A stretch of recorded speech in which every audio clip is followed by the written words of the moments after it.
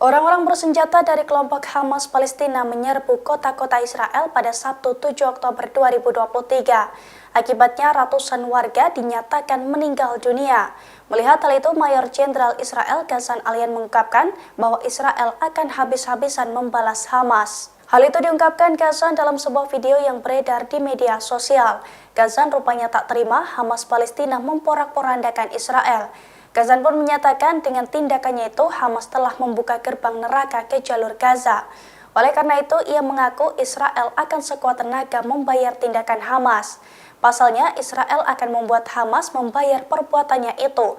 Sebagai informasi, kelompok militan Palestina Hamas melancarkan serangan ke Israel pada Sabtu 7 Oktober 2023 pagi. Hamas mengklaim bahwa pihaknya telah menembakkan sebanyak 5.000 roket ke arah Israel. Akibat serangan tersebut, kini disebutkan setidaknya 600 orang